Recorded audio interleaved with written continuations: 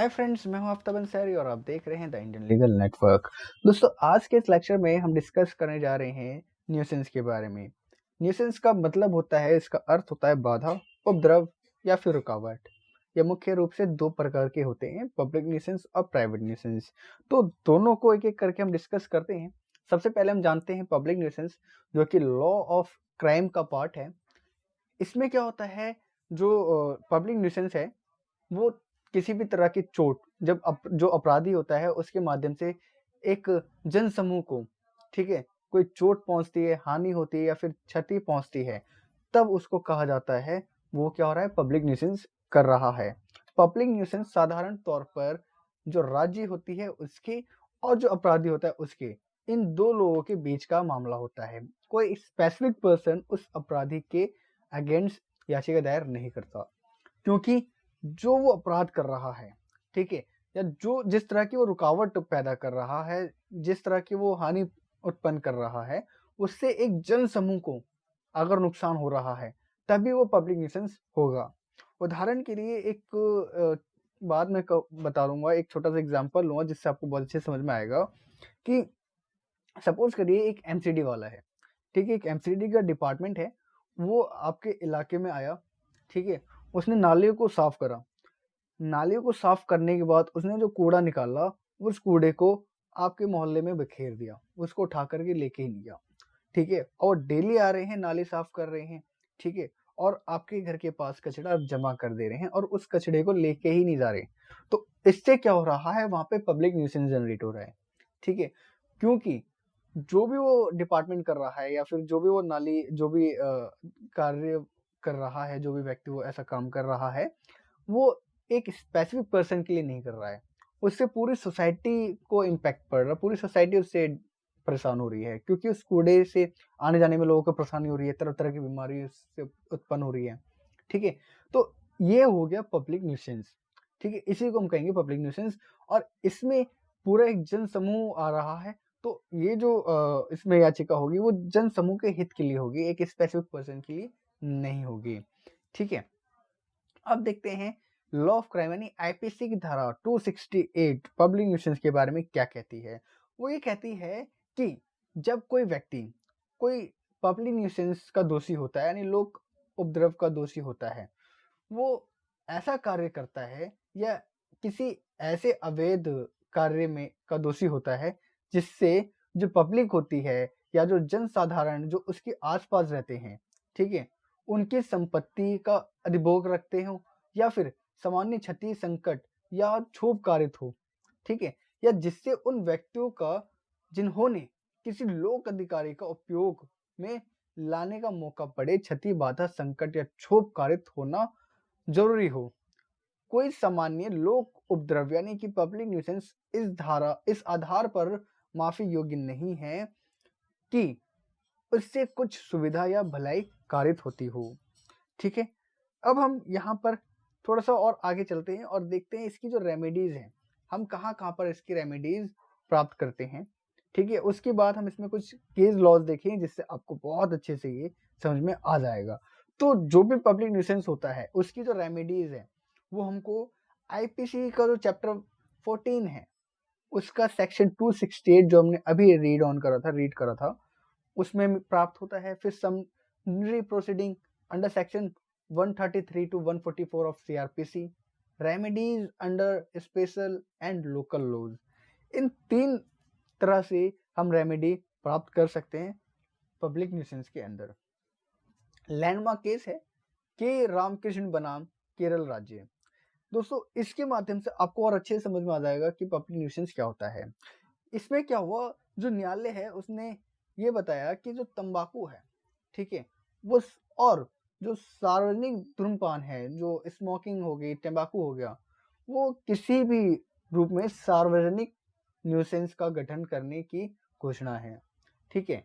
यानी कि इससे क्या होता है, जो धूम्रपान है यानी जो स्मोकिंग है, जो तंबाकू है, इससे बड़े पैमाने पर जो लोग होते हैं उनको हानि पहुंचती है। जो स्मोक निकलता है सिगरेट से, ठीक है, उससे क्या होता है, आसपास के लोग इफेक्टेड होते हैं, उनमें बीमारियां उत्पन्न हो सकती है, उनको बीमार कर सकता है। ठीक है, तो इसलिए इन्होंने बताया कि इसे सार्वजनिक उपद्रव की आवश्यकता को ये पूरा कर रहा है, ये पब्लिक न्यूसेंस की कैटेगरी में आएगा। दूसरा हम देखते हैं जो लैंडमार्क केस है वो है सोल्टाउ बनाम डी हेड। दोस्तों हाल ही में आपने काफी चर्चा में एक मुद्दा रहा था कि जितने भी धार्मिक स्थान हैं वहां से लाउड स्पीकर को हटाया जाए। लोग ये कह रहे थे, ठीक है, जो बड़ी बड़ी संस्थाएं हैं जिन्होंने इसका विरोध किया था कि भाई जितने भी धार्मिक स्थल हैं वहां से लाउड स्पीकर हटाया जाए, उन्होंने ये बात बताई थी कि भाई इस लाउड स्पीकर के माध्यम से पब्लिक न्यूसेंस क्रिएट हो रहा है, लोगों को डिस्टरबेंस हो रही है, एक नॉइज पॉल्यूशन उत्पन्न हो रहा है। सेम यही बात 1851 के मामले में ये बात कही गई थी। इसमें जो वादी था, ठीक है, वादी ने जो रोमन का था वो एक चर्च के करीब रहता था, चर्च के आसपास उसका उस क्वार्टर था। अब क्योंकि चर्च पे हमेशा दिन रात घंटी बजती है, ठीक है, अब उस घंटी से इन्होंने ये बताया कि भाई जो घंटी बज रही है उस चर्च में, उससे वो व्यक्ति तो परेशान हो ही रहा है, लेकिन वहां के आसपास में, उस चर्च के आसपास में जितने भी लोग रह रहे हैं वो उन सबों को क्या हो रहा है, डिस्टरबेंस हो रहा है पब्लिक न्यूसेंस के माध्यम से। वो जो बेल बजाई जा रही है, घंटी बजाई जा रही है, वो सबको डिस्टर्ब कर रहा है। किसी के सर में दर्द हो रहा है उसके माध्यम से, या फिर कोई परेशान हो रहा है। ठीक है, तो ये एक पब्लिक न्यूसेंस का उन्होंने बताया कि ये एक पब्लिक न्यूसेंस है। तो आई होप आपको यहाँ तक समझ में आया कि पब्लिक न्यूसेंस होता क्या है। ठीक है, अच्छे से। अब क्योंकि पब्लिक न्यूसेंस एक अपराध है तो इसकी सजा भी होगी। तो भारतीय दंड संहिता की धारा 290 ये बताती है कि जो कोई पब्लिक न्यूसेंस का अपराध करता है, ठीक है, उसको 200 रुपए तक के जुर्माने से दंडित किया जाएगा। लेकिन धारा 291, इसी अधिनियम की धारा 291 ये कहती है कि अगर प्रतिवादी के खिलाफ निषेधाज्ञा यानी इंजंक्शन दी गई है और उसके बावजूद वो न्यूसेंस करना बंद नहीं करता है, तो उसे 6 महीने तक की सजा दी जा सकती है, या जुर्माना उस पर लगाया जा सकता है, या फिर 6 महीने की सजा प्लस जुर्माना, दोनों से उसको दंडित किया जा सकता है। तो गाइज यहाँ तक तो था पब्लिक न्यूसेंस के बारे में। आई होप आपको यहाँ तक सारा का सारा क्लियर है, कोई डाउट नहीं होगा। अब हम देखते हैं प्राइवेट न्यूसेंस के बारे में।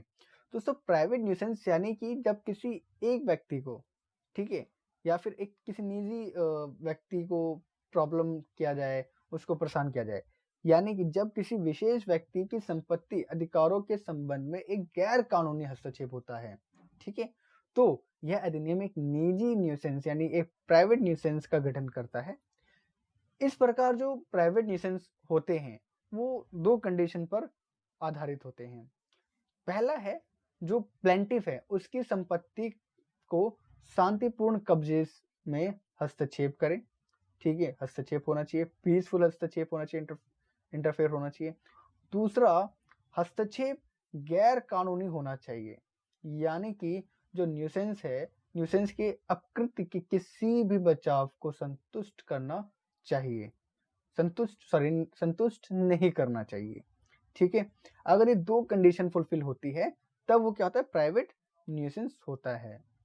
एक जो प्राइवेट न्यूसेंस होता है वो दो तरीके के हो सकते हैं। पहला, वादी की जो संपत्ति है उसको नुकसान पहुंचा करके। दूसरा, किसी व्यक्ति को शारीरिक रूप से परेशान करके प्राइवेट न्यूसेंस क्रिएट किया जा सकता है। ठीक है, एक यहाँ पे और लैंडमार्क केस है जिसको माध्यम से आपको और अच्छे समझ में आएगा, राजा राम सिंह बनाम बाबूलाल।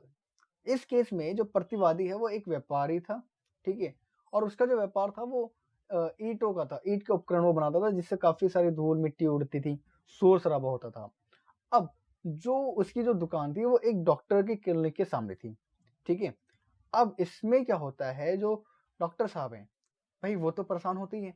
पहली बात, उसके व्यापार से, उस व्यापारी के व्यापार से पूरी सोसाइटी तो हो रही है परेशान, भाई शोर हो रहा है, पॉल्यूशन हो रहा है, धूल मिट्टी उड़ रही है, डस्टिंग हो रही है।